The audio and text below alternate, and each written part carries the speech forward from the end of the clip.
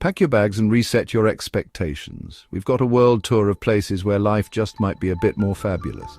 Today, we're diving into 5 countries that outrank the US in quality of life. Let's start with Norway.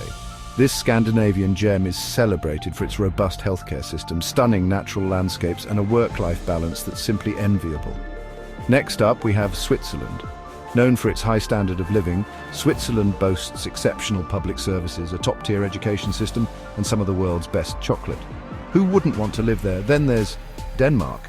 With its progressive social policies and a strong sense of community, Denmark consistently ranks high in happiness and quality of life surveys. Plus, Copenhagen is a cyclist's paradise. Moving on to Canada. With its welcoming culture, universal healthcare, and abundant natural beauty, it's no wonder Canada often tops quality of life lists, friendly faces and maple syrup for days. Last but not least, we have Australia.